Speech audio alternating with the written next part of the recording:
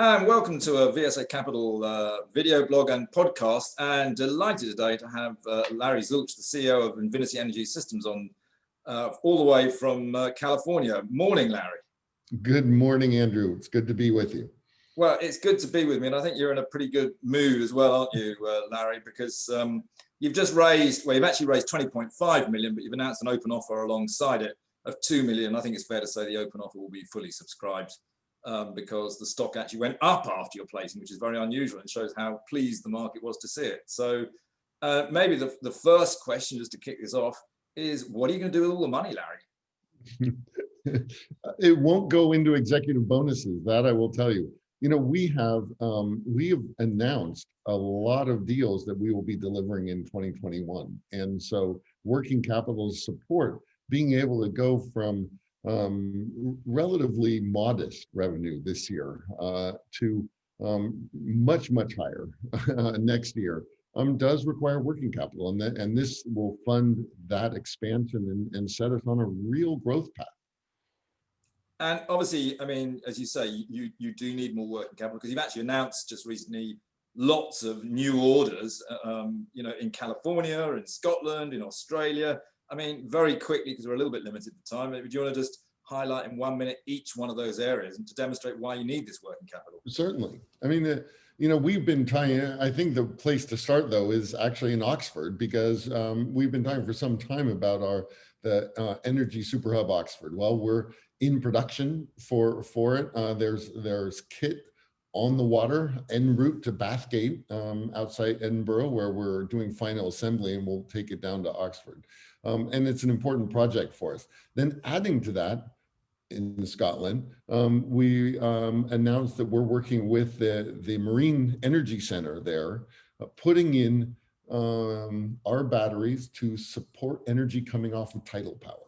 The interesting thing about tidal power is that it's flowing in and out at a very predictable rate and rhythm. And that rhythm is very tough on lithium-ion batteries. So it's a very good match for a battery that doesn't degrade with cycles. The other interesting thing about that project is we're not pushing the power back into the electric grid. It's actually powering a hydrogen electrolyzer. And that electrolyzer then producing green hydrogen is critically important if we're going to have a energy infrastructure in the future that's going across multiple different technologies. Hydrogen could be an important one, and we work well with it. And hydrogen is a very hot space at the moment, so it's great to get that in. But obviously, you know, I mean, I think California, they're picking you for different reasons. A lot of it is, I guess, the safety. You've got the bushfires out there. You've got to have something that's relatively safe, haven't you? That's right. That's right. So the California Energy Commission is the government agency that is in charge of planning for the energy future of California. And they put out a request for proposals. They said, we would like to support with grants 10-hour non-lithium storage. 10 hours because they wanted it to be able to support providing renewable energy overnight. Non-lithium because they felt that the state was becoming too dependent on lithium with many advantages, but also many challenges. So they wanted to diversify in the storage side. Well, they got quite a number, over 20 proposals, and awarded 8 of them funds. 4 of those 8 included Invinity storage.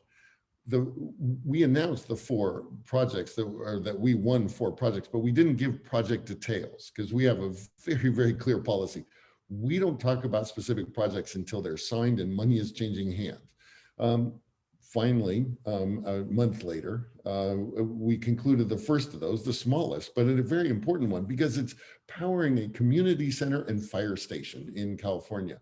There are thousands of critical infrastructure facilities that have the power turned out regularly because of wildfires, potential natural disasters. They want them to be robust and resilient in the face of natural disasters. It also is a push toward using renewable energy and thereby decarbonizing California, because that's another policy. And then there's a third reason why there's support for this project throughout California: jobs. Jobs in the face of the COVID crisis.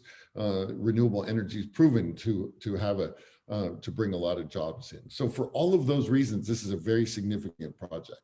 I mean, you're sort of hinting there that actually this is the start of actually quite a lot more orders that could potentially come in out of California, which has got huge demand. So that sounds fantastic news. And then actually the biggest of all the projects you've announced is down in Australia, isn't it? The biggest flow battery that we have ever been involved with, this 8 megawatt hour. So for calibration, the Oxford project is 5 megawatt hours. So this is significantly larger than the Oxford project, which had been the largest to date that we'd worked with. Probably once we're complete with it, it'll be the largest flow battery outside of Asia. It also is notable, it's in South Australia. It's notable because it's the area where the energy grid is not as robust in South Australia as many other areas. Australia is so big, you know, it takes it's hard to transmit electricity from one end to the other. And that's where Tesla got their start in grid power a few years ago with a well-known project about 100 kilometers away. So we're demonstrating that flow batteries have a very important place, and we're connecting directly up to a solar installation, not going through an intermediate step of converting the solar power to alternating current and then back to direct current to put in the battery, direct current all the way through. This sounds technical, it is, but it also, that direct connection allows us to have better efficiency and better control. So again, hopefully more from there. And it's good, isn't it? You know, you've got California and the USA, the UK, and then obviously Europe and Australia, and maybe you've identified countries, it would appear, that number one need it, but also, you know, they have the right language to speak and the right law and that sort of thing. And I presume that's part of the strategy. Yeah, we've found that there's a great deal of opportunity in those three areas, so we're concentrating. But that doesn't mean that's going to be our only focus. We also announced that we were selling projects into Taiwan and Korea.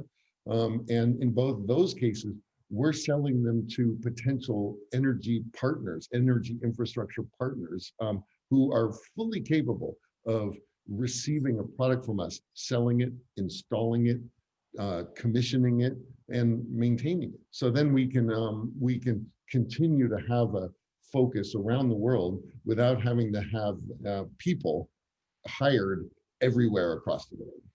Well, why don't we pick up on that? I mean, I was obviously lucky enough that I did a lot of the meetings with you on the Fundraise Roadshow. And by the way, although you've announced a raise of, well, it'll be in total 22.5 million, I can say it was heavily oversubscribed.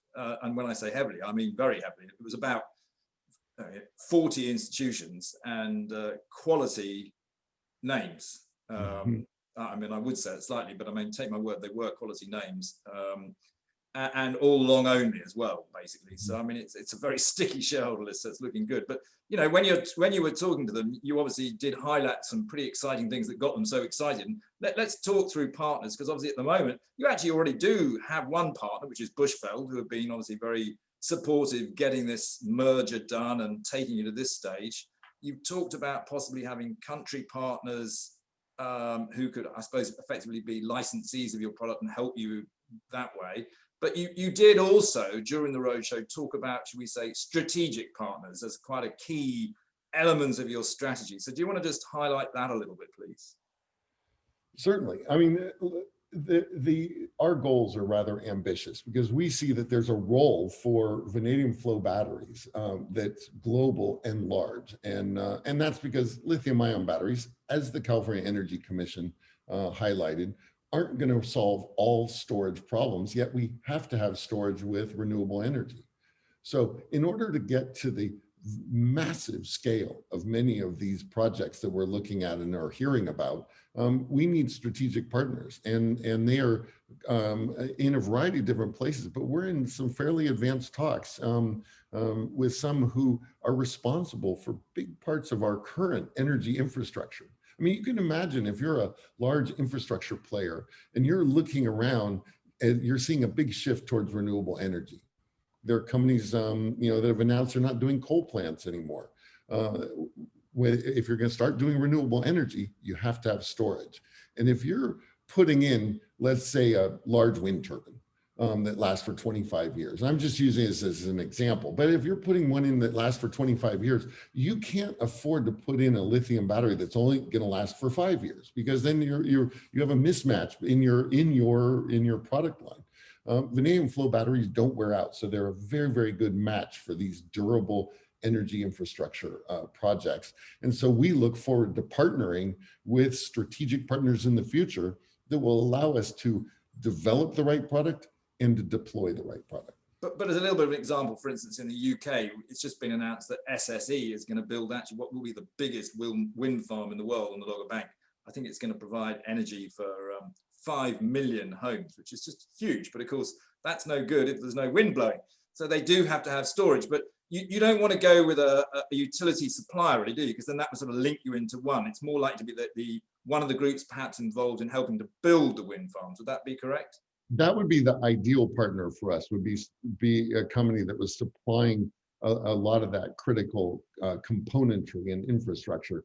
If we picked any utility, we would then have issues working with other ones. So we want to work with utilities. We just want to be able to work with multiple. And of course, for your sales force, which I think does a really good job, actually, because you are a small company getting effectively a new product, even though it's been around for a long time, into the market. Having a big partner like that will give you a huge amount of sales, not just credibility, but capability as well, won't it? That's right. I mean, one of the things that we're very conscious of is that we are a small company. And so when we're talking about projects that are of this huge scale, and I mean, we're very proud of our 8 megawatt hour project into 8,000 kilowatt hours. That's quite a bit. It's small compared to the 80 and even multiple 100 megawatt hour projects that are being contemplated, and some are being put in around the world. Going into something like that, we need to have the support of a company that everyone knows is capable of delivering projects on that scale. Well, you're obviously in a lot of very good conversations, and I think it's a case again of watch this space for the next few months, and let's hope that something exciting comes out. Let's just touch base on one other thing, because it's important. If you do something like that, clearly that will help you drive down costs, and costs obviously in this area of energy storage is very important.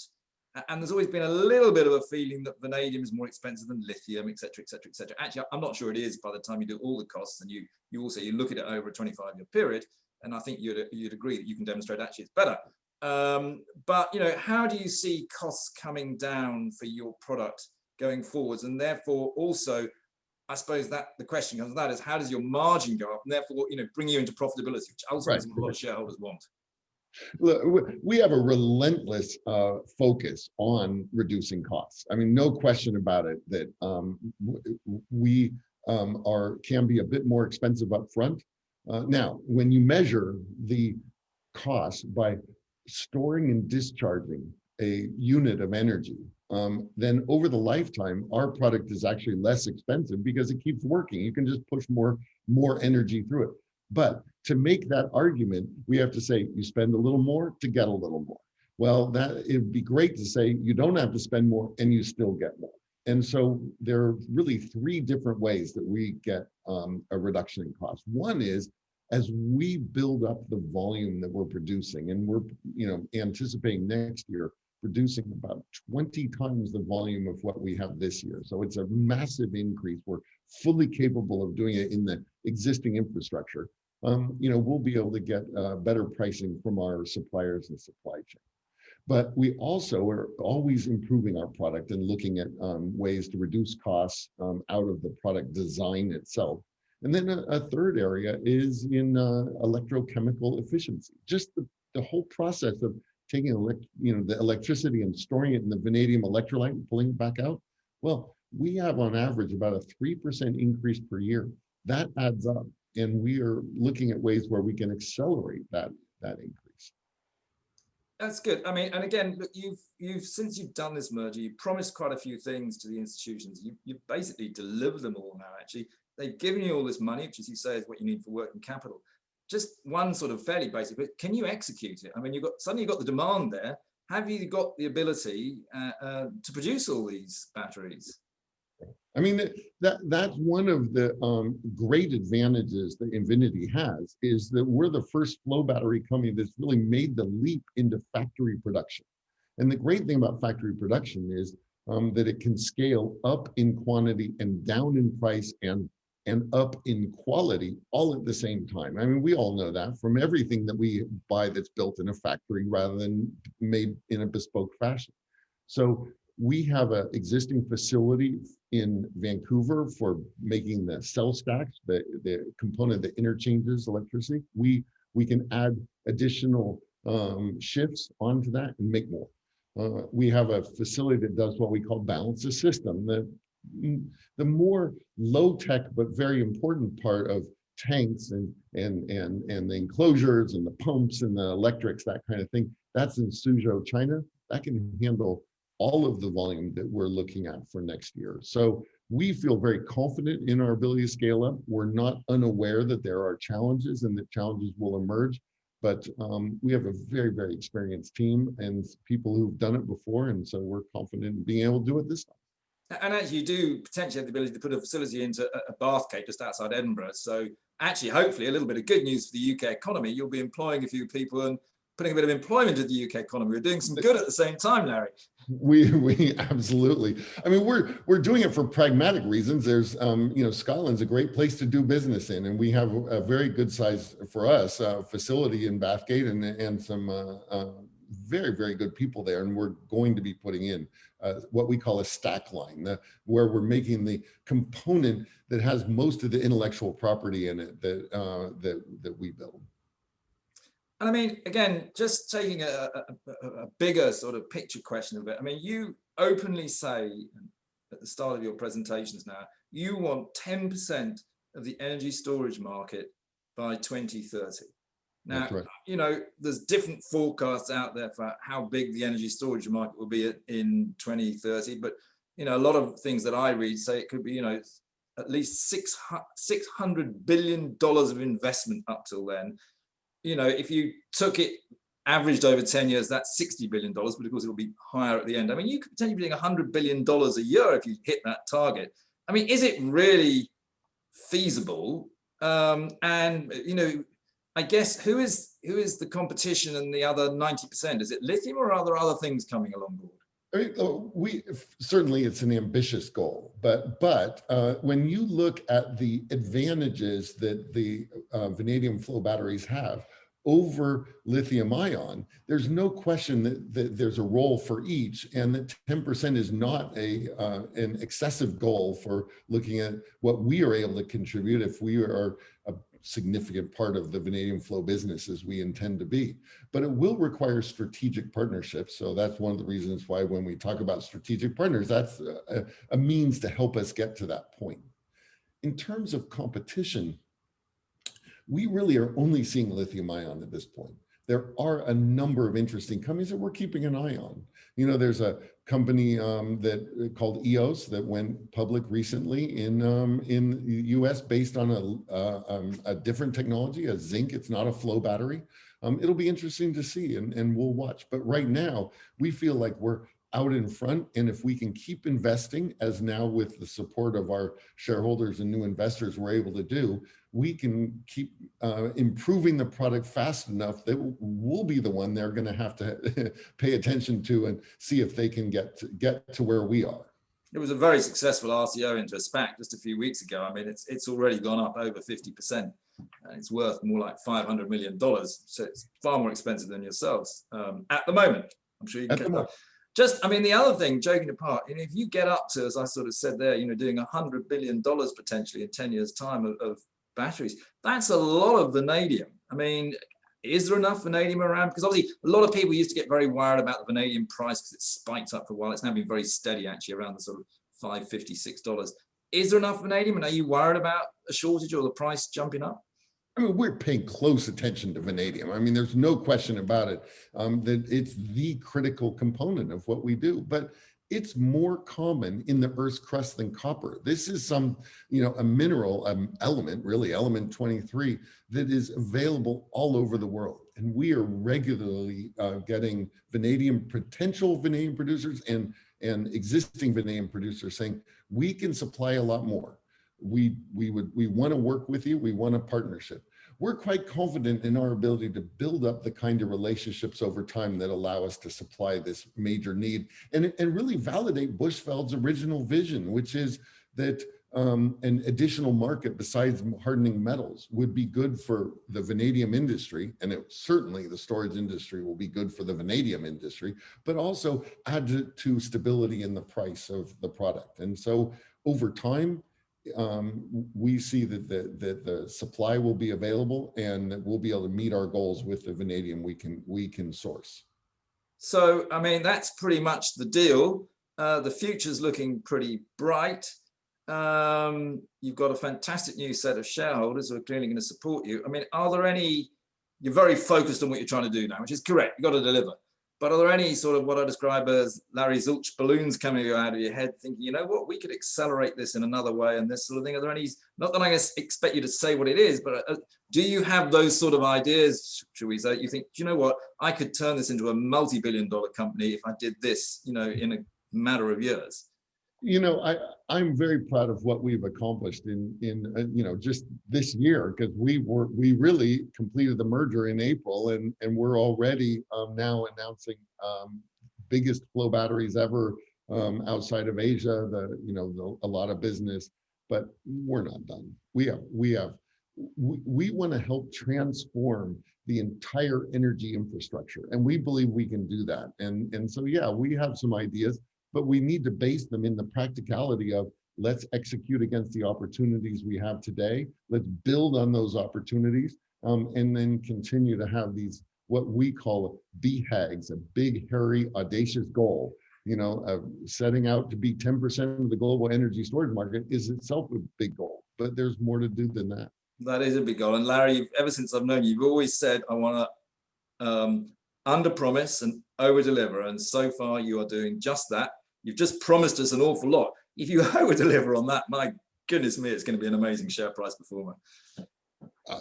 And you know, we have not varied in the approach that the discipline required to under promise and over deliver. It can be tough sometimes. We get very excited about a new deal and we want to talk about it, but until it's signed, we're not going to talk about it. When we talk about things, we want our investors and shareholders to say, you know, when they say they're going to do it, we know they're going to do it.